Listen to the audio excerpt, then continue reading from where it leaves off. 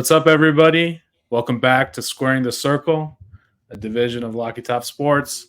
This is our fourth episode of this kind of special type of podcast. We mainly focus on the fight game. Today, we're blessed to have two semi-experts in two major parts of the fight game. Chase would be our MMA guy, and Ron would be our boxing guy. Those guys have, done some stuff in the fight game. I can be the expert of shit talking and BS about betting. So yeah, look out for that. We're going to be talking about a variety of topics. First, we're going to recap UFC 300. What a card! We'll then go for UFC 302 preview. You guys are hiding under a rock. It's on Saturday night, Newark, New Jersey, my home state. Headliner would be Islam Makhachev versus Dustin Poirier. Big time fight, big time implications. Then we're gonna switch gears into Ron's realm with boxing. There's a lot of major fights that have happened since we last talked about boxing, so we'll recap those. Garcia, Haney, Usyk, Fury, most recently, and then we will talk about some implications for the heavyweight division, and some fights to look out for in the next month and a half. But let's start with UFC 300. Fantastic card. And fantastic night for the boys. Chase and I, well, mostly Chase. Let's be honest. Right? Chase won on the card. So if you bet $100 on every pick, you turn that into $890. That's fantastic. Basically. So yeah. So basically, that's a tremendous way to start your weekend. Hopefully we can continue that kind of momentum into UFC 302. But I got a good feeling. Good feeling. Yeah, man. Was that the greatest thing you've ever seen from MMA, Chase? As far as a full card, it's right up there. There's some old UFCs back in the Jens Pulver, BJ Penn days, Randy Couture, Chuck Liddell's, Rampages. There used to be some heavy cards back then too, that if you really weren't in that world, and a lot of people weren't in it back then, they were just slowly getting introduced to it. But that card was right up there with all the McGregor cards and all this and that. It had the lights, it had the fights, it had the it had the brawls. I mean, it had guys that got elevated that have been in the game forever. And I mean, you would think that they've already reached the pinnacle. They take another step. It was just a beautifully well-rounded card, which I said it was going to be. That card was from when they opened up the gates. It's money time. You cut it on. You watch the prelims. You watched everything. A lot of people don't. And for that fight, they opened it up with Cody Garbrandt. You don't turn one of his fights. Right. I think I watched for a combined 6 hours. I might have only missed 2 fights in that whole card. And yeah, tremendous. We had the Max Holloway knockout at the end where he didn't really need to point to the ground and square up in the last 10 seconds. He had the fight won, but still wanted to duke it out at the end and go for a knockout BMF title. We had Pereira. That's what you're loving. We had Pereira get punched in the dick. And then just casually not care about it, wave off the ref and go for a huge knockout. Yep. We had everything. We had a great women's fight with Weili Zhang. Man, it's hard to. I think I just couldn't watch 301 because I was like, man, holy shit, I don't know any of these people. Yeah, I think just ran out of steam a little bit after 300. But Ron, as an outsider, what did you kind of think about what UFC brought with UFC 300? Yeah, so Naveen, you and I have talked at length about the whole MMA versus boxing thing. Chase, this is my first time meeting you, so I'm not gonna everything, but I have let it go. Let it go, brother. Let it go. This was I don't think boxing has put together a card that can compete with UFC 300, or I can't remember the last pay-per-view. I mean, in the boxing world, you have the main event, and you're lucky if one or two of the undercard fights, the people. And even for me as a serious fan, I don't tune in until like usually the main event walk out. But for UFC 300, I knew 8 out of the 9, at least one fighter in 8 out of the 9 fights, and I don't watch MMA at all. So I think that speaks to just how stacked this card was. I think a lot of former champions, a lot of current champions, like people with household appeal, again, to a casual fan like me, and also the fights themselves. The BMF fight, the battle for China. I've never heard of Yan before, but she can take a punch. She's bad. That was crazy, man. I don't know Yeah. how she got out of that choke in that round. I thought it was done for. I was like, wow, Yan, got to keep my eye on Yan. Mhm. But yeah, obviously the BMF fight, I think, stole the show. That's the one that you see like a million TikTok, Instagram highlight reels for. But also, I think some great matchups. I personally would have gone with the pub picks if I didn't watch the Locky Top episode, like Oliveira. I think you guys called the upset. I don't know if Oliveira was a favorite, but I didn't know the other guy. So overall, really entertaining, and you guys killed it with the picks. Thank you. It was a great weekend. But guys, we got 302 coming up. Yeah, man, it's in Jersey.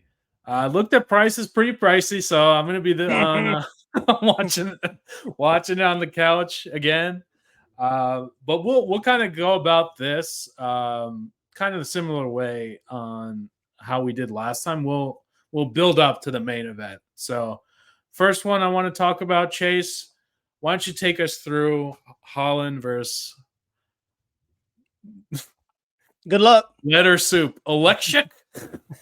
That's my best guess. Just go with Oleg. I think that's what most people in UFC whenever I hear it. Okay. As a whole, Oleg's just coming off of a loss. He just got caught in the first round. He's a good fighter. He's more of like a flash in the pan guy. He's got decent stand up, and he mixes his ground game in with the takedowns, but he's got no ground game. There's nothing there once he's there. His stand up is good. He has the power to knock you out, but it's Kevin Holland, and Kevin Holland's he's here to get back in his winning ways. Kevin Holland's just better than this guy. Just plain and simple. He's just a better fighter all around. He's going to strike better. He has a great ground game. There we go. Too many G's, bro. And he's nasty. A lot of people try to hold up his ground game because of one fight with old cum shot, but you can't hold that. That dude is a ridiculous grappler. He wasn't supposed to be fighting him to begin with. And if you look, I mean, he's knocked people out from laying on his back. A guy took him down. A world-class guy took him down, knocked him out from his back. So Kevin Holland is better than him. He's going to be better than him Saturday night. And I think Kevin Holland's going to knock him out. I don't think this will go to the judges at all. I think Holland knocks him out somewhere around the end of the second round. Yeah. So I mean, Holland, I just remember as like some kind of crazy kick specialist. That's where he has a huge advantage and is pretty dominant on the ground as well compared to Oleg. Let's call him Oleg going forward. And yeah, I definitely think Kevin Holland as well, but I probably would say indecision. But yeah, I think it should be a good fight, and it should set up a lot of the fun that's going to happen in Newark going forward. So, with that said, we got Costa versus Strickland. I'll start this one off. I would say that Costa and Strickland are just funny in their own ways. Like I've been following them on social media. Strickland is like as controversial red pill as you can get, sort of says some of the most outrageous things you'll ever find on the internet. Costa is just a huge jokester, but he looks like he's chiseled out of stone. He's got all the glamour muscles, looks like Hercules basically. I don't know. That to me is going to be a sneaky, very, very interesting fight. Closer than we'd think. Vegas has Strickland as minus 240 favorite. They're basically saying like, about 65 to 70% of the time it's going to be Strickland winning. But I don't know, man. Paulo Costa, he hasn't had the best run of luck, but you shouldn't really overlook him. Chase, what are your thoughts there? Sean Strickland will beat Paulo Costa's eyes out of his friggin' head. Sean Strickland isn't even supposed to be here. Sean Strickland won a belt and it didn't get taken from him. Duplessis did not win that fight. Either way, they want Sean Strickland to fight. They let him fight him. That's fine. But what will happen, and you take this word for it, play it back as they fight. The fight will start out with Sean Strickland jabbing him, and he will continue to jab him and jab him and jab him and jab him until Acosta wants to try to take him down. Sean Strickland has one of the best ground games in the UFC. Just nobody can get down there with him, so he doesn't get to show it. But Acosta does not have the ground to go with him, so he's going to have to stand and strike. And Sean Strickland has the sneakiest boxing in the UFC. He's got like the old George Foreman. The way he goes, covers up and moves with his arms. Instead of blocking here, he's blocking you out here. It's like he's pawing at you. And I love watching Sean Strickland fight. And it's jab, jab, jab, jab, jab, jab, jab, jab. And then whenever your nose feels like it's getting ready to explode, he takes his right hand and pushes inside your eye socket. I love watching Sean Strickland fight. He's going to beat the hell out of Paulo Costa. Paulo Costa got a strong chin, so he's going to take it. And he will take it the whole way through, and neither one of them got a gas tank. It don't end. It's just nonstop all the time. But Sean Strickland, whenever he gets done with him, his nose will be broke, his lips will be swole, and eye will be closed.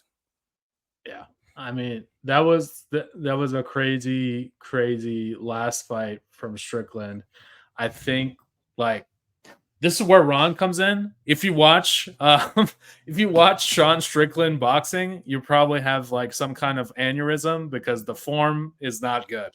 If you watch him, it looks like this is his like third time fighting, total, including sparring rounds, but it's very effective. I would say categorize him as awkward, right? You're not expecting the angles that Sean Strickland is giving you. But yeah, I mean, Ron, I don't know if you know anything about either one of these fighters, but it'd be great to get a little bit of your context here.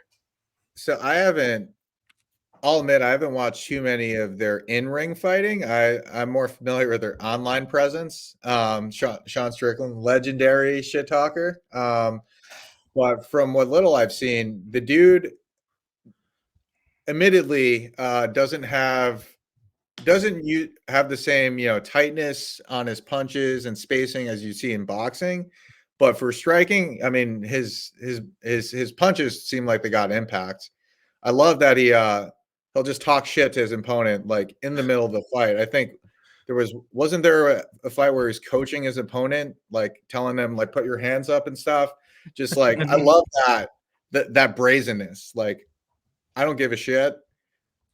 I'm gonna coach you, in the middle of the fight. So without knowing how good either of them are from a striking and grappling game, I mean, I generally assume you don't get like you got to back it up if you talk that much shit. Otherwise, you'll just get called out. And if he hasn't already, that means he probably can throw down. As a boxing fan, this is the one you're gonna want to watch because Sean Strickland fights on his back foot only. And the way he moves, if you really watch his feet, you're like, he's got boxing. But if you watch his hands, and I mean, I use a boxing fan, you remember old George Foreman, that awkward way he used to, It's almost like he was like pawing at you whenever he was fighting you, and all of a sudden it's bop, bop, bop, bop, and then your head shook. It is, if you'll pay attention to how Sean Strickland is moving in there and watch how he's countering these guys, you'll understand what Sean Strickland doing. And it's like it's old boxing. Like you get so caught up nowadays in the fast pop, pop, pop real quick, and he's not doing it. It is like he's just pawing at you, and it's irritating you. You can't see my hand, and it, bam, it's in your face. I love watching Sean Strickland fight. He's one of my favorite fighters in the UFC, and I love his stand-up. Next to Sean O'Malley, that is an active fighter, Return of the Mac. He's number one. But Sean Strickland's right there watching pure strikers go at it. Yeah, I think that's probably my most interesting fight of the night, other than this main card. We didn't really cover, or we're not going to really cover as much of the undercard in 302 as we did in 300, just because, like, I'll be honest, I don't know. None of y'all know them. Y'all don't know those guys.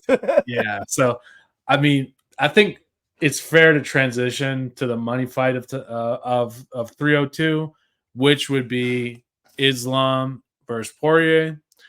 Islam Makhachev, he's a fucking menace. Like, I feel like he takes the best parts of Khabib, wraps it up in a package with some very interesting striking as well.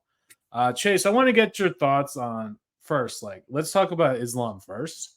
Like, who would you be more afraid to fight, Islam or Khabib?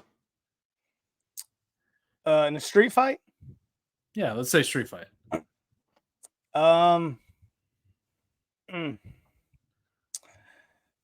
Probably Islam, because he's gonna choke me, and I don't know if he's gonna let go. Dustin Poirier is going to knock me out and hopefully leave me alone afterwards. But I hate Dagestan, and I hate Dagestan wrestlers. I hate them all. I hate Khabib. I thought he was a trash champion. He was 27-0 with a trash resume. And Islam, look at his resume. Look at the fights that he's had. Volkanovski beat him. I don't give a shit what the scorecard said. Volk won that fight. And then Volk turns around and jumps into a rematch, and then jumps into another championship fight and gets knocked out by both of them. It's garbage. The dude did not have enough time to prepare. His head did not get back right.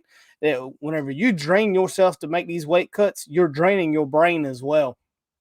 And it takes a pounding, and it takes time for that to recover. You can't hop out and hop back in, especially whenever you get in these big time fights that last 5 rounds. It's draining. Islam is a Dagestani wrestler. I'm not taking away from it. I'm a wrestler. I love wrestling, but I hate them because they're not wrestling. They're leg humping. They're going to take your legs, and then they are phenomenal at takedowns. And then once they get there, they take all of their weight, they pick it up, they lean their shoulders into you, and then they make you carry their weight. That's not wrestling. That's not wrestling. That's leg humping. And they leg hump you until you feel like you just can't move, and then he does some pounding, and then he goes back to leg humping. And then whenever you're just tired of carrying around a grown man, just carrying him around, he finally reaches over there and chokes you out. I hate it. I hate watching him fight. I hate watching Khabib fight. It's trash. And what sucks is they keep winning because no one can stop their freaking takedowns, but so long. But it's equivalent to standing with a guy. Like, if you stand with Dustin Poirier long enough, somebody falls. And most of the time it's going to be you, because Dustin is swinging. He's got one of the best boxing in MMA, great stand-up. He's a Brazilian black belt, jiu-jitsu black belt on the ground. They're phenomenal. But, and as much as I love Dustin Poirier, I love watching Dustin Poirier. I've watched him for years. Me and him are right at the same age. He was bursting on the scene of MMA whenever I was running at it like I thought I was going to be able to do something. And I just loved watching him. He was great. But he's going to come out, and Islam is going to leg hump him to absolute death. And it's going to be the same just like when Khabib fought McGregor. Khabib instantly leg hump, leg hump, leg hump. McGregor stopped. McGregor stopped it. McGregor stopped it. He can't stop it for so long because that's what these guys are going to do. And then they're going to pop one shot and they go right back to it again. Once they get it, he's going to begin leg humping. and the leg humping will continue. And then they'll break it up, and they'll do it again. Islam, if it makes it to the fourth, that is when Islam will stand up with Dustin Poirier for about a minute. And that is because Dustin will be tired, and he'll be like, all right, now I can kind of do a little something up here. Dustin will hit him one time, and he will continue to leg hump. And then he will leg hump his way to another championship. And Dustin Poirier will retire. He's going to cry. I might cry. His daughter, I know she's going to cry. She's going to be there. And then Dustin will go back to Louisiana, and I'll still have to watch another Dagestani wrestler hold a freaking belt. Yeah, man. I think you covered a lot of the MMA fans' grievances, especially American MMA fans' grievances with what you said. Talk about these odds, though. Makachev is minus 650 to Poirier is plus 475. I feel like that's a little high. You know, Poirier could. It's possible that these guys, you know, catch each other.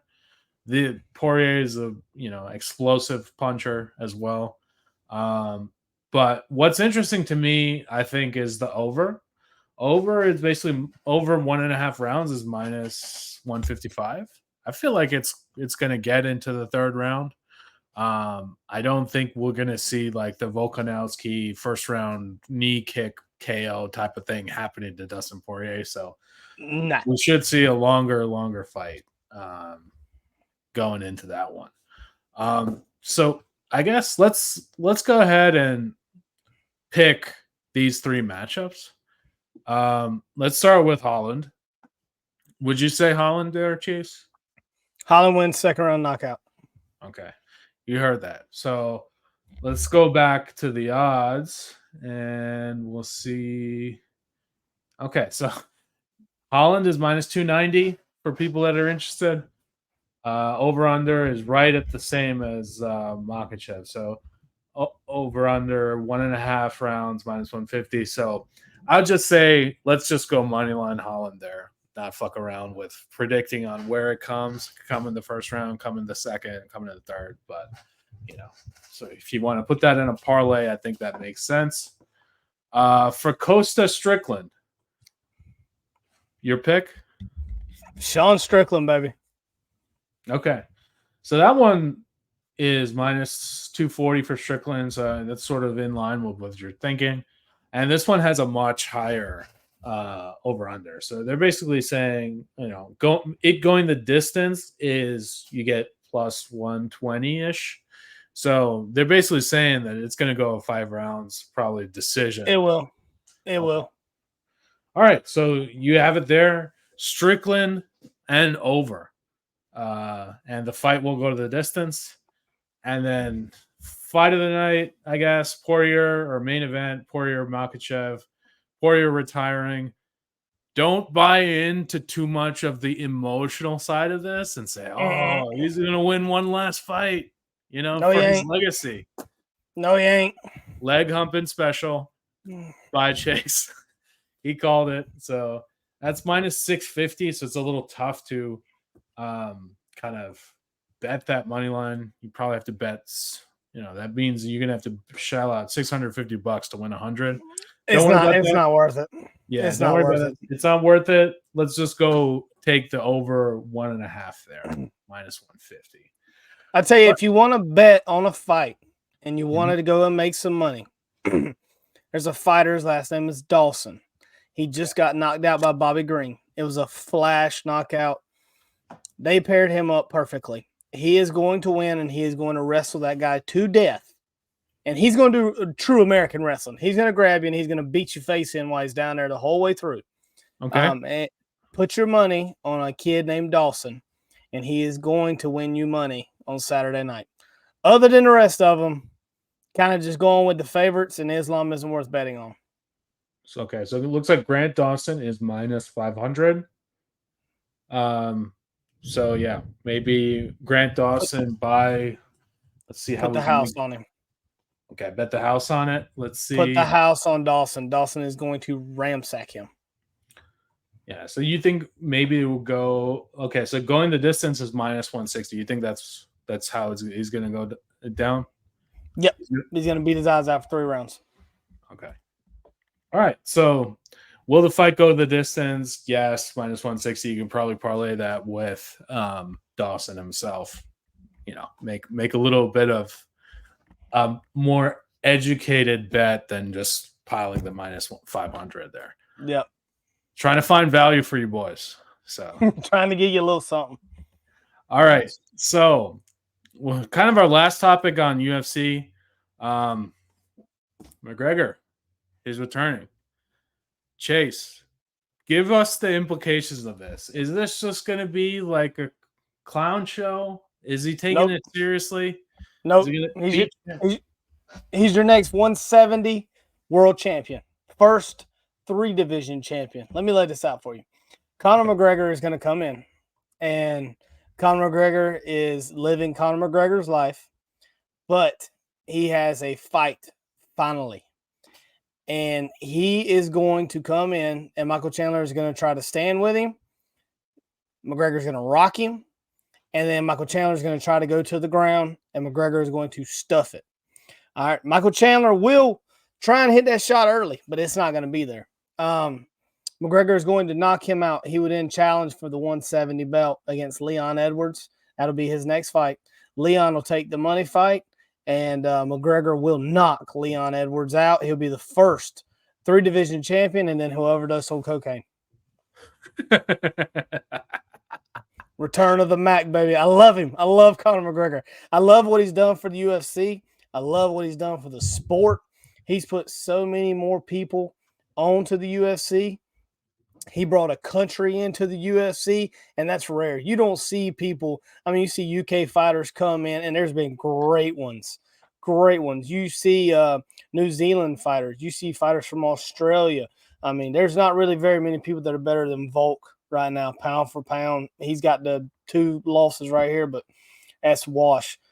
You don't see people come in and just – it's WWE-esque, but nothing is fake. He had to go in and show it, and that's what made him so great. There was plenty of guys. Chael Sonnen was an excellent talker, but he couldn't do it like Conor did it. And Conor set UFC at such a higher bar. I absolutely love it. I'm glad that he's back. He should have been back. He is living a very big lifestyle, but he's getting ready to hone this in against Michael Chandler, and he is going to beat his eyes out, and I love it. All right, Ron, as an outsider, what are your thoughts on McGregor? Like, obviously, we saw McGregor fight against Floyd. That was kind of clownish odds on Floyd. But it's almost impossible to separate the fact that this guy is just like electric, right? I think if I had one word to describe Conor McGregor, other than his own nickname, Notorious, which makes sense, but the guy is electric. So what as like someone that's looking in from the outside, how do you think? What do you think about him?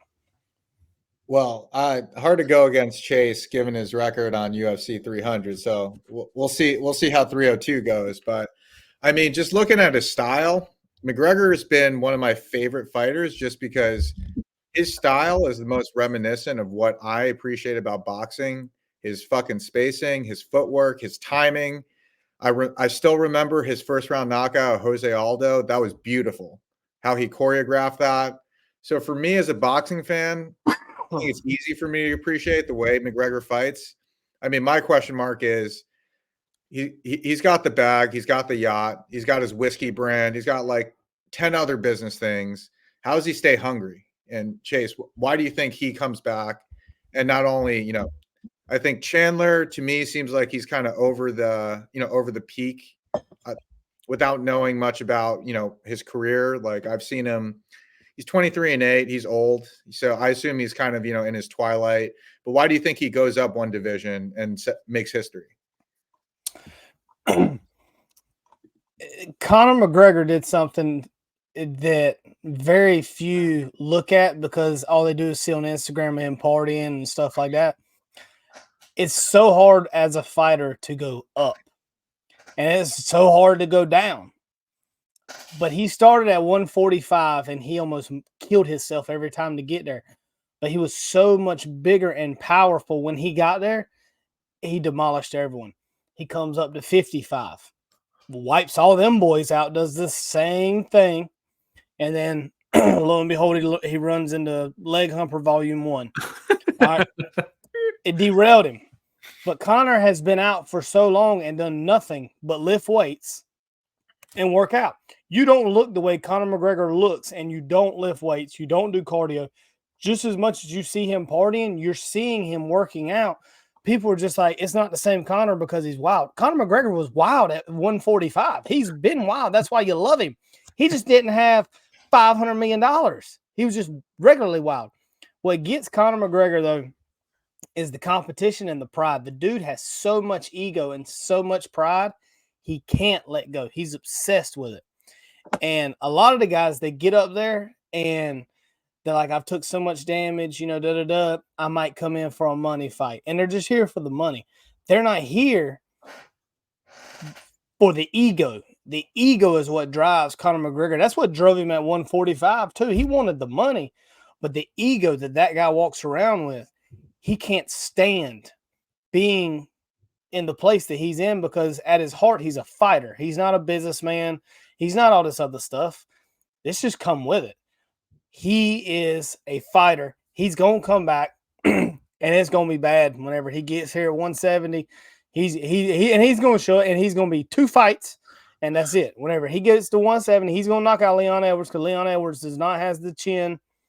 It ain't there. He just knows how to work his spacing. Great fighter, but Conor McGregor will knock him out, and then he will go off into the sunset. Yeah, after that speech, I'm ready to bet $500,000 on come on McGregor's return. Come on. But yeah, I mean, leaving this topic, like, I do want to give Chandler his props for taking the difficult fights. I'll just read you his last fights from the pandemic, starting the pandemic. Benson Henderson, he won. Dan Hooker, he won. Now he starts losing, but he's losing to Oliveira, Gaethje, Poirier. Mm-hmm. He snuck in a Ferguson in there on the downswing of Ferguson. All right, we'll give it to him, but guy does not back down from a challenge. Guys, made of mental fortitude. And I would say, like, we're losing these type of guys, I think, a little bit in MMA, right? The people like our age relatively or slightly older in Chandler, Poirier, those guys are legends. And those guys are the ones that say, hey, ring up Dana. When Dana calls, the answer is yes. He doesn't need to ask, like, okay, do you want to fight this guy next? He's like, yeah, dude, like, just give me the fight. So I do want to show some respect to Chandler for that. But yeah, but he has to. He has to. He come over. He come over to be a champion. Dana White loved him. He put him out there. And Michael Chandler is an electric fighter, but he is not a champion fighter. There's differences. There's different levels. A dude back in the day, Chris Lieben, that dude threw down with everybody. He was a contender, and then he'd get up to the top, and he just couldn't do it. But he could bang. I mean, the dude just threw it, and that's how Michael Chandler is. He is just a tough fight. He's going to come, and he's going to bring it to you every time. But he's missing that one piece that puts you up here with the upper echelon of guys. He just doesn't have it. And Dana White figured that out whenever he come over to the UFC.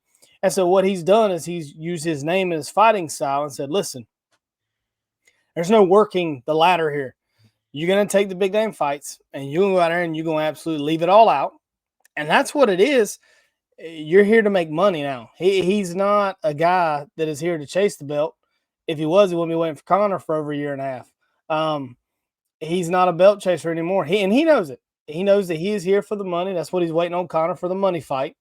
And that's really Michael Chandler will do another fight or two after this, but it's going to be a main card, a 3 or 4 guy, just to help that guy elevate to the top. That's all he'll be. All right, let's switch gears here a little bit. Ron, I'm going to hand you the keys to the Ferrari. Well, let's talk boxing a little bit. We had a couple big fights happen since we last talked boxing, so we'll just kind of go over what's been happening. Let's start with Ryan Garcia and Devin Haney. This shit is all over the internet. It seems like it never goes away. So why don't you like take us through of what you thought about the fight first and like kind of the aftermath that's been happening afterwards. Well, I'll open up with a question. Chase, did this hit your radar? Did you watch this fight? Yeah, I've always kind of watched Ryan Garcia, and I like Devin Haney, and I'm a big fan of Tank. The other names just aren't really there. But yeah, I was watching all this unfold and watching the diabolical plan of Ryan Garcia the whole way through. It was a wild one. Yeah, I mean I'll separate out the fight from all the stuff that's happened because the two very different things. I mean, heading in, at least the way I saw it was Ryan's coming off his very first loss. He's losing a pound for pound, top 10 pound for pound fighter. That was the fight billed as the fight that saved boxing, Tank versus Ryan Garcia. And credit to Ryan, just like Michael Chandler, he doesn't back away from a fight.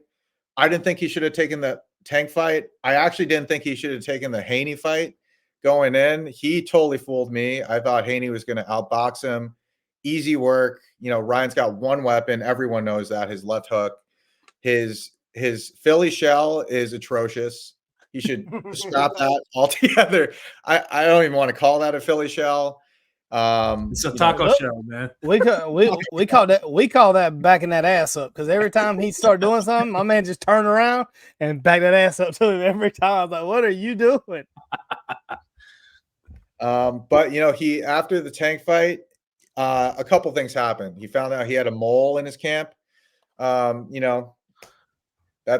just the way the fight game works. You got to look over your shoulder. He switched up trainers to Derek James. Derek James is famous for training up Errol Spence, prior to getting demolished by Terrence Crawford. That put Derek James kind of on the mainstream map. And but on the Devin Haney side, he got undisputed. I think he's the youngest undisputed champ ever, but he did it the easy way. He didn't have to go out and do what Lomachenko was doing and collect every single belt individually. He got that all in one fight. He beat Kambosos. He did go to Australia and beat Kambosos, so give him credit for that. But yeah, leading in, it was all I was bought in. I thought it was going to be an easy fight.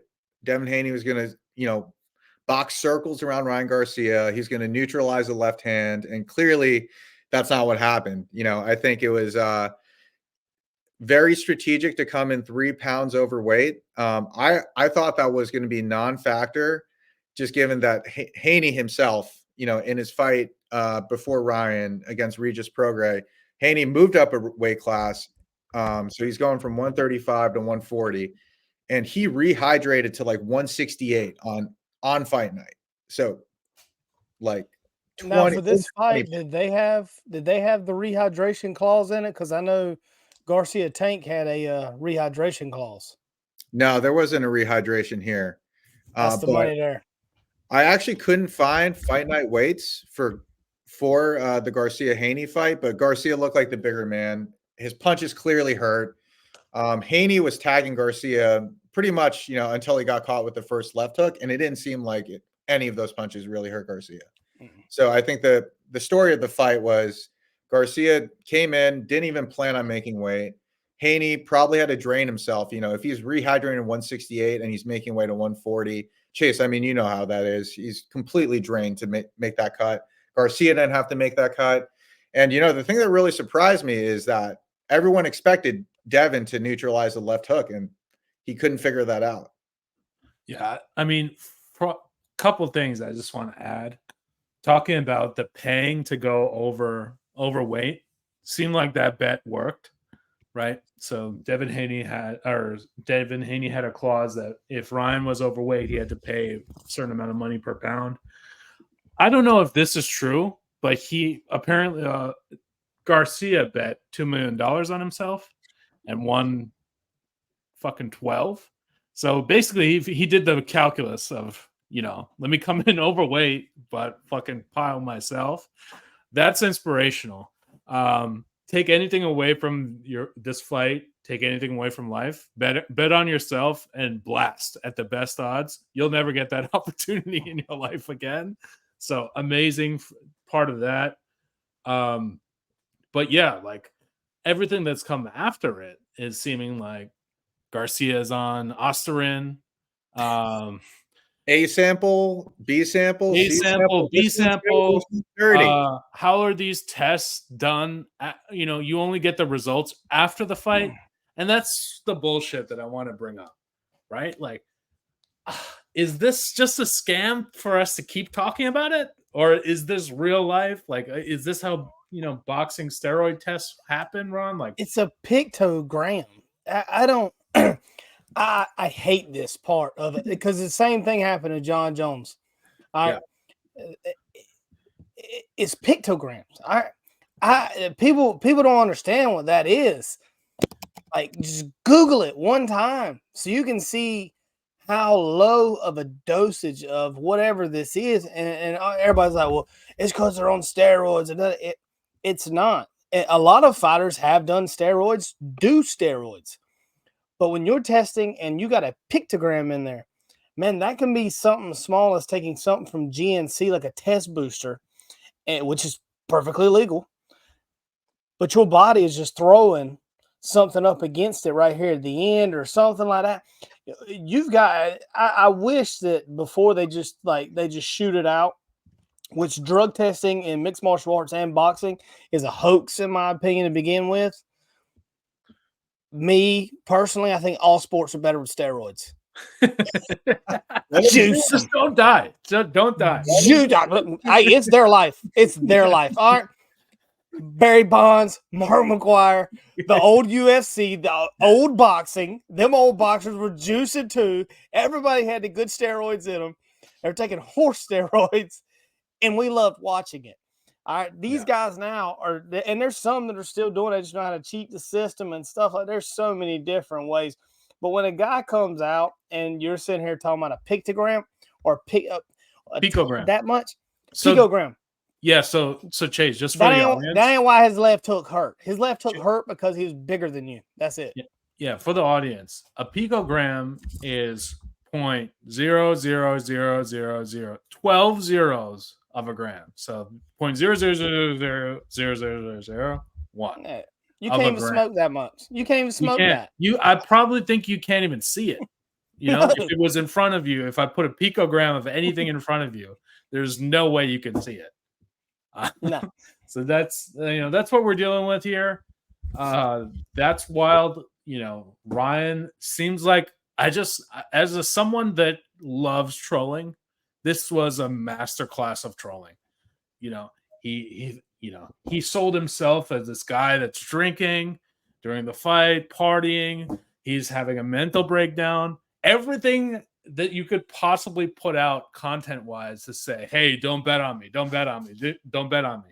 Meanwhile, he's blasting $2 million on himself. Amazing. No one believes in Ryan Garcia more than Ryan Garcia. Yeah. 100%. And you know what? I think he was actually drinking.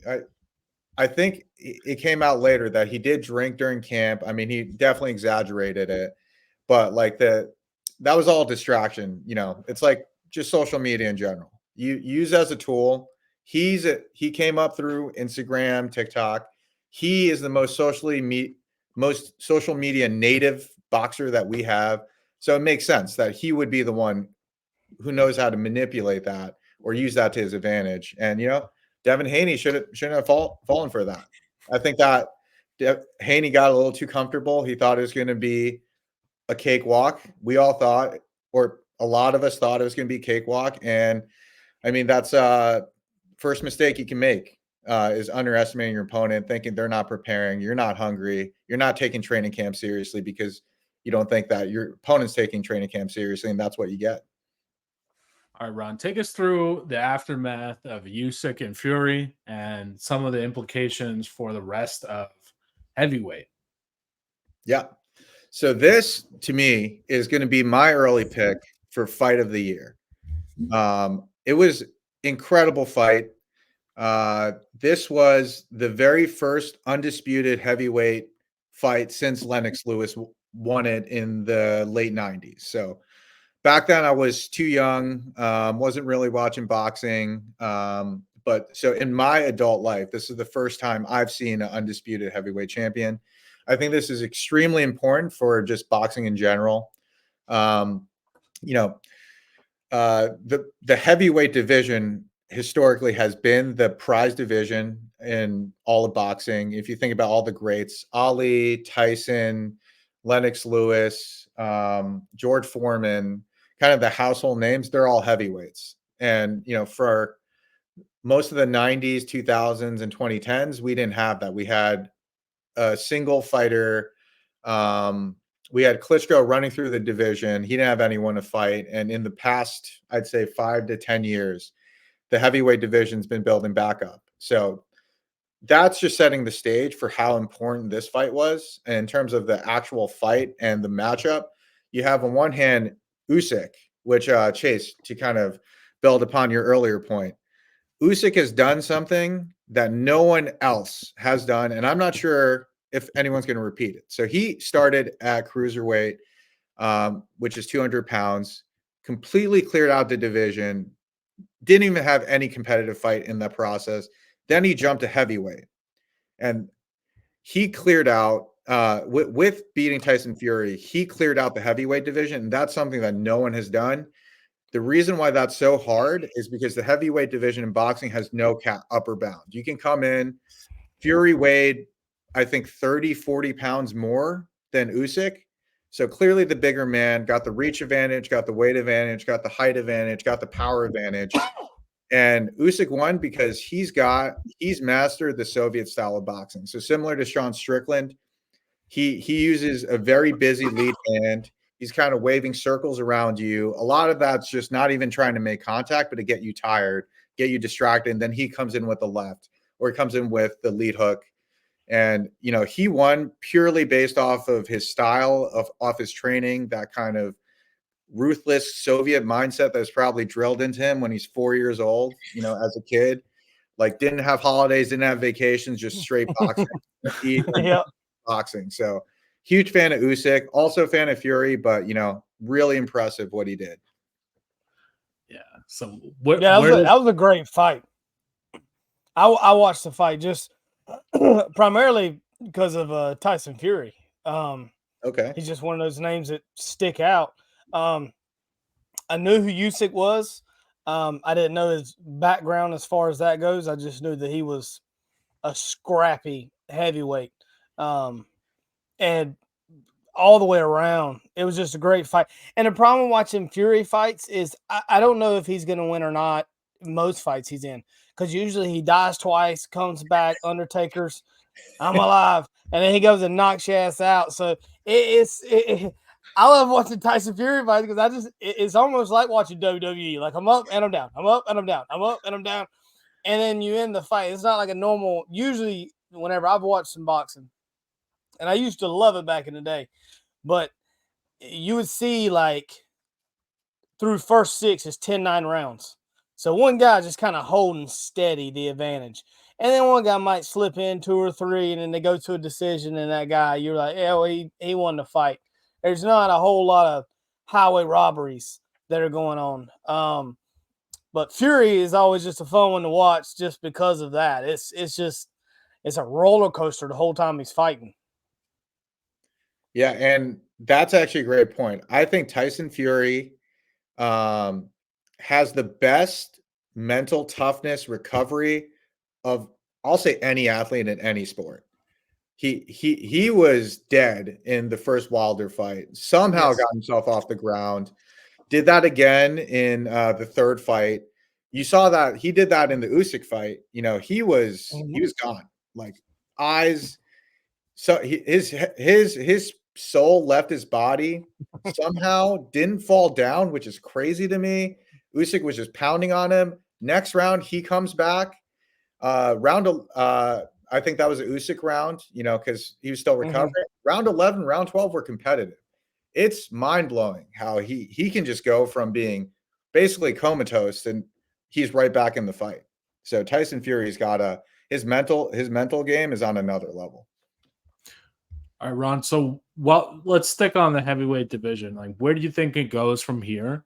I know we still got Andy Ruiz running around. We got Wilder running around. Any other people that you're looking at for these upcoming years as we see, I guess Fury maybe taking a step back, or will he take a step back? Yeah, so I'm going to throw out a bunch of predictions. Okay. I think Fury retires after the Usyk rematch, win or lose. Okay. I think that you mentioned a couple names. So if Fury retires, that leaves a huge vacancy in the heavyweight division. And, good news for you, Chase. I think the heavyweight division's back. There's a lot of in their prime talent, and there's a lot of up and rising talent. So a few names to keep track of. So you mentioned this Deontay Wilder. He's a household name. He's fighting against the Chinese giant Zhilei Zhang. Both of them are sorry. No, I just laughed at the Chinese giant. Yeah, he is. He's like almost 7 feet. He's got a rocket of a left hand. That fight should be entertaining. Both of them are power punchers. Deontay, maybe the best puncher in history, but he's only got that one punch. So we'll see how that plays out. Andrew Ruiz, the Mexican Homer Simpson, he's fighting Big Baby Miller. That should be a firefight too. Both of them, lots of power. I think Ruiz takes that one, and he's been calling for a trilogy. He wants AJ for the third time. He wants to redeem himself. He's shed a few pounds, but he still looks like Homer Simpson. So I love that guy, he's like the last kid that gets picked in gym class, but he can throw and he can take a punch. A couple other names to keep track of. AJ, of course, he's coming off a 3-win streak. He lost back-to-back to Usyk, so we'll see if Usyk gives him a third fight. Both were competitive, but it's usually hard to get the trilogy if you haven't won one of two. You have Joseph Parker. He's beat both Deontay Wilder and Zhilei Zhang. So that first fight I mentioned, they're kind of the second pickings after Joseph Parker. I think in terms of who's up next to challenge for undisputed after Fury, keep an eye on Joseph Parker. Keep an eye on Anthony Joshua. The Wilder Zhang fight, I think they're kind of a distant third. Wilder's just got the lethal power and he's got the household recognition, but I don't think he can really stand with the other two I just mentioned. And then one up and coming prospect, Jared Big Baby Anderson. I'll read you two numbers: 17-0, 15 knockouts. So he's an exciting one to watch. Yeah, I mean, I think the last point we should bring up on this was, especially Usyk Fury. It happened in Saudi, and for someone that doesn't necessarily like staying up late, this was a fantastic time to have a fight. 6:30 p.m. on a Saturday. That's like prime time. You're waiting for your NBA game to start up. You might be waiting for a football game. Your 7:30 SEC at night. This is a great time slot, and only Saudi can really provide it. And they seem to be throwing money at the problem of sports in general. And I think it's awesome. They did it with Live Golf. I'm sure they're doing it in other places. They're definitely doing it with soccer. They buy, basically buying Ronaldo for $1 billion. They tried to buy Messi for, almost $2 billion. They got Neymar too. They got Neymar. They got everybody. So I just think that it's interesting that, they're able to accomplish so much in such a quick time period with just fucking blasting money into the problem. All right. Money talks. Money talks. Money talks. It does. Yeah. And kind of like they're making these major fights happen quickly. And that reminds me of how Dana White does stuff. Yep. That's the tie back in. It's not like, oh, let's get this fight in 3 years. No, we're going to do it in the next 2 months. And you guys can sign up for it or not. All right. So we got 3 or 4 fights to preview. Some interesting ones. So why don't you start us off, Ron, with Gervonta Davis versus Frank Martin? Yeah, there's so Tank, coming off a huge win. He's so-called the self-proclaimed the face of boxing. I don't think we need to spend too much time on this one. This is Tank easy, not Okay. even close. Little Frank Martin used to be in a sparring partner for Tank. I don't know if there's footage, but he has said on video that Tank is sharp, that Tank is on another level. He's admitted himself that there's levels to the game, and Tank's on a different one. So I think he's made some improvements. I think he's undefeated, but this one should be easy one. Don't have I would, if you want better value, I'd go Tank KO. Tank's got a pretty good KO streak, so maybe take that bet for better odds. Yeah, the only comment I have on Tank in general is he's quite possibly the worst interview out there in any sport. If you want if you want to lose vocabulary, or just if you want your brain to rot, watch a Tank Davis interview. Be like, man, I don't think this guy can do anything else in life other than hit people. I'll just call him. Yeah, and that's okay. You'll make more money in one fight that I can make in 5 lifetimes. So that's fine. That's all it is. Floyd Mayweather. Oh, dude, it's worse. It's significantly worse. I hated hearing Floyd Mayweather speak. Period. I hated it. Every ounce of my being. Every time he opened his mouth, I wish I was bad enough to beat his eyes out of his head. I hated hearing Mike Tyson talk, or excuse me, Mayweather talk. Yeah. All right, let's switch gears a little bit. Do you want to talk about Shakur Stevenson and Teofimo returning? Yep. So in addition to the heavyweight division, in my opinion, being back, the other divisions that are stacked with talent, I would say, are the 135 to 140 weight division. So you got Haney, you have Tank, you have Ryan Garcia. But in addition to them, you also have Shakur Stevenson from Newark, undefeated. Teofimo, also undefeated.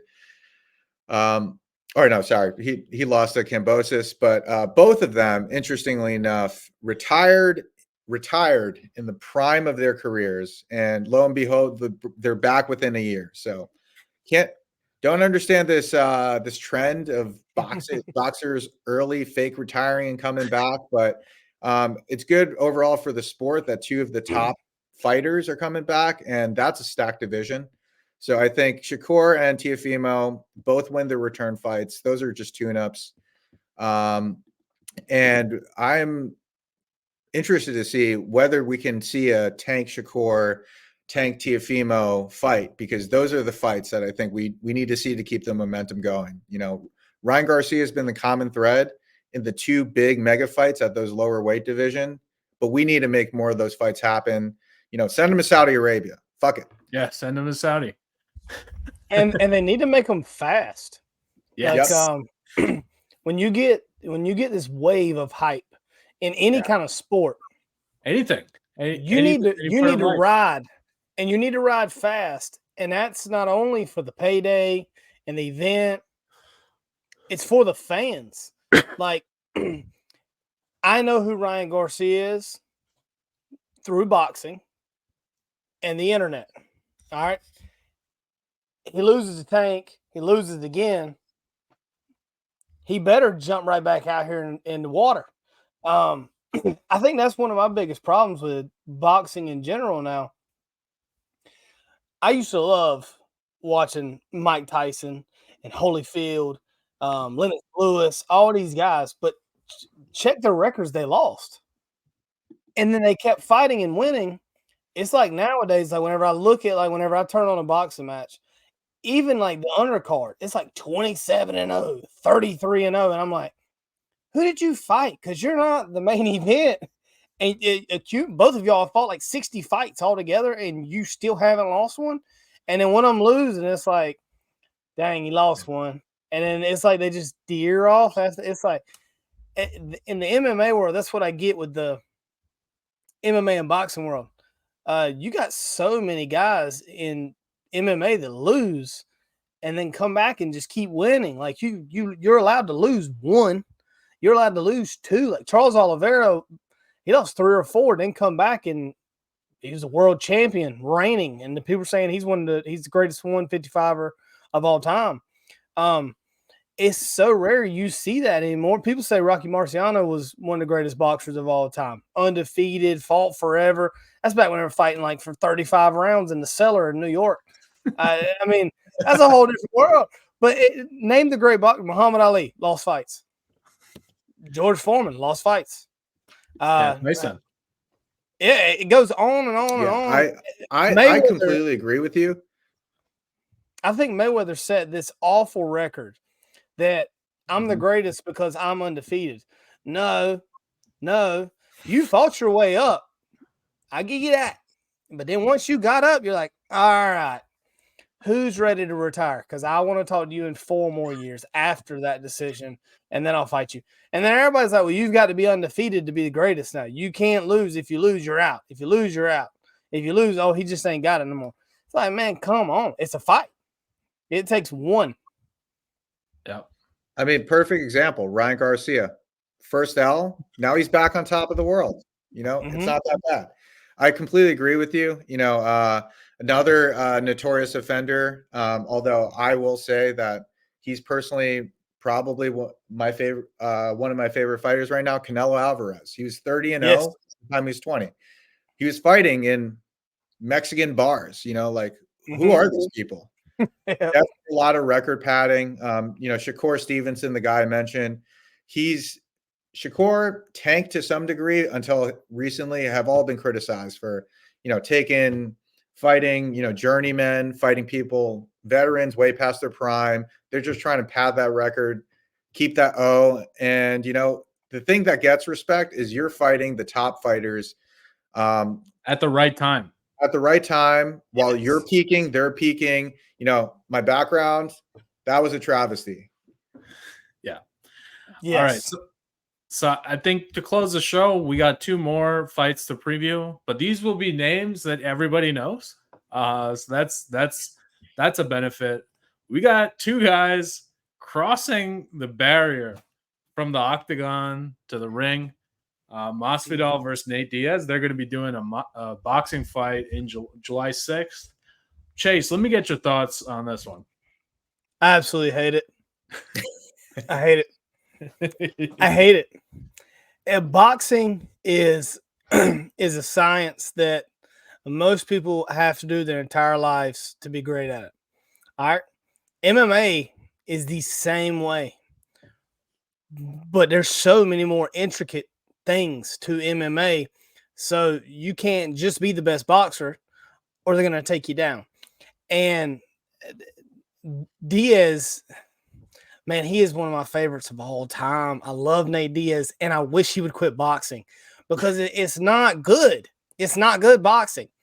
It is good boxing for MMA because if anybody tried to take Nate Diaz's legs, he's a black belt in jiu-jitsu, he's just going to make you go to sleep. So you wouldn't go down there with him. You'd have to stand up, and then he'd piece you up. Masvidal, man, he come from the streets. If you don't know much about him, he got his kickstart with Kimbo Slice, fist fighting in Florida on videos. Made his way up through the WEC, then come to the UFC. I love his fighting style. But man, this is just hard to watch. It's hard to watch UFC guys get out of their prime in MMA and then step into boxing and try to do it full time. To me, these guys that are doing this, and then you got the celebrities that are coming in and boxing, and it's almost like it's stepping on boxing because You don't see this in mixed martial arts. I never see old boxers other than James Toney, and then he died in the UFC ring. Want to come over and make this transition as you get older, and I think it's almost like it's like a spit in boxing. Like, this is easier to a degree. I agree, it is easier because I only have to worry about these hands hitting me in the face. So I don't have to worry about the rest of it. But at the same time, that is a science that you have to work at for so long to just look athletic doing it. If you'll watch these two fight, they're not going to look like athletes. Put them in the octagon and they look like world-class athletes. These guys look awkward boxing. And I hate watching old UFC guys do it. I can't stand it. Ron, any thoughts on this one? I actually totally agree with you, Chase. You know, I will admit, as someone who has boxed, who has made a conscious decision not to take that and learn jujitsu and learn kicking, I did that because I'm fucking afraid of getting tagged with the elbow or getting my shins broken or like dealing with all that stuff. There's a lot more layers to MMA and UFC that, you know, as someone who studied boxing for a few years, I can appreciate that. I kind of call UFC the art of fighting, and just pure fighting, and boxing the sweet science. You know, like you said, it's a sport. It's poetry in motion. UFC is a fight. So I agree with you there. When you train to be a deadly weapon on the ground with your feet, with your elbows, with your hands, you are handicapping yourself. And I was going to ask you, what do you think we lose by seeing them in a boxing ring instead of an octagon? You lose the edge that these guys. Well, I'll put it like this. It makes it seem like anybody that can fight can box. But everybody, no one other than like the old men that are nothing but boxing and they think the MMA is like cockfighting for humans. It makes it look like everybody can box. And the influencers are making it even worse because every single one of them's in a training camp and they all got a big fight coming up. And it's garbage. It's just garbage. It's reality TV for combat. That's what it is. This is the Kardashians of the sports world. It really is. And it takes away so much from your Tanks and Tyson Furies and all these guys that have done this their entire lives. I think what it's doing is it's just making it seem like everybody can do it. And everybody can't do it. I don't know how much y'all have been punched in the face. It sucks. And for these guys to do it for a living, and for a guy to get into a boxing ring and do it for 12 rounds, and to keep his composure, and for that left hook to still hit the way it's supposed to, that left toe pivots whenever it's supposed to, the way you're supposed to cover up, you step back, when you throw the right, left comes up to the jaw. For you to be able to tap in on that, it becomes second nature. You get second nature by doing it your whole life. And it's making it seem like I can just pick it up, go to the random boxing gym over there. 12 weeks, man. I could be throwing hands like this too. This ain't nothing to it. And I think that's where the boxing world is losing out on letting old UFC guys go in there and do it, letting influencers go in there and do it. It's beautiful if you know what you're watching. But it's the same way with MMA. When guys go to the ground, if you don't know what jiu-jitsu is, if you really have never wrestled, you don't understand what that guy's doing. The leg humpers of Dagestan. If you don't know what wrestling is, you don't understand what they're doing. You're just like, well, he's just holding him down. No, he ain't. He's putting every bit of his body weight into that man's chest and making him carry him through his solar plex, which is just wearing him out. It's small stuff like that. And, you know, it's same with boxing, with baiting guys. You go look at the old Ali Foreman fight whenever he baited him to wear him out and then knocked him out afterwards. It's stuff like that. You lose some of that stuff whenever you start letting, it's like everybody do it, and let's watch it on TV and they make millions of dollars doing it. I think that's a perfect transition to our last fight, Kardashians of fighting. Jake Paul versus Mike Tyson. I got some takes on this. This is a 30-year-old versus 60-year-old. This is embarrassing. This is a lose-lose for both sides, right? If you're Jake Paul, you lose to a 60-year-old guy. That's fucking embarrassing. If you're Mike Tyson and you lose to a guy that makes content for 10 to 20-year-old kids, YouTuber, it'll never, your ego will never be able to take it, that kind of loss.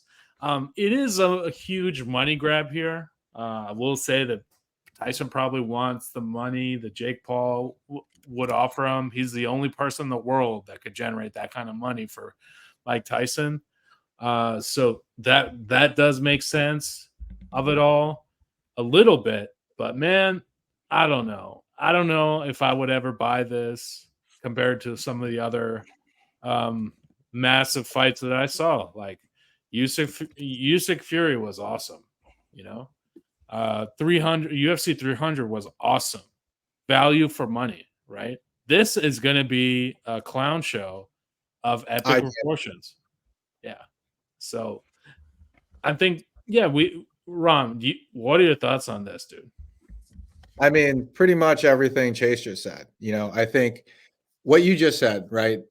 It's distracting away from the fact that the heavyweight division in boxing is finally exciting again. You have Saudi Arabia throwing money at making these mega fights that for years boxing couldn't figure out how to do. You have real contenders, you have real competition, you have exciting style matchups that you can make. We just saw what I thought was the fight of the year. And the sad thing is Mike Tyson, Jake Paul is going to get more eyeballs because people know Jake Paul and everyone knows Mike Tyson. And that is going to be the worst boxing that you see all year, except for all the influencer shit. So I think, Jake Paul, I think on the last episode, I had to give him some flowers. He's definitely leveled up as a boxer. He beat one or two real boxers. He should just grind the circuit. At this point, he's brought a bunch of attention. He's brought money to more money into the general boxing arena. And he should just focus on getting credibility and fighting, like real cruiserweights and trying to work his way up one day. So I don't know why he's doing this. I mean, the money's the real answer, but this doesn't help him at all, in my opinion, in his quest to get a world championship fight. Tyson, I thought he had all this money from, the movies and the value of his name. I don't know why he's taking this fight.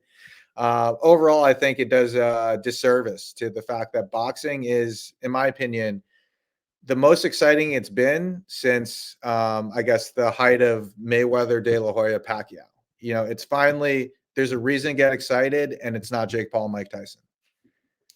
All right, Chase, why don't you close this out here? This is trash. Pure Absolute trash. Mike Tyson is my favorite fighter of all time. I love him. I love getting on YouTube and watching his old fights, all of them. I loved his approach. Props to Jake Paul, because Jake Paul has actually turned into a decent boxer. If you watch him box, he's still decent. But what he's missing is he just started a couple years ago, and you can see it anytime he gets flustered. He goes to backpedaling, how he guards himself when he gets tired or he gets shook a little bit. You can see when he covers up, all of a sudden, he looks weird. He looks like he's not supposed to be there. He panics. Right. That is the separation in real boxers and guys that are just now starting to box, getting into boxing, stuff like that. But people forget, too, Mike Tyson did an exhibition with Roy Jones Jr. just a couple years back. And it was awful, man. It was awful. I loved Roy Jones Jr. too. These dudes were awful, man. They were just so old. They can't move like they could move in their 20s. And even in Tyson's later days, when he was biting ears and stuff like that, that wasn't the Mike Tyson of old. That's not, he was out of his prime then. Mike Tyson's prime is 86, 87.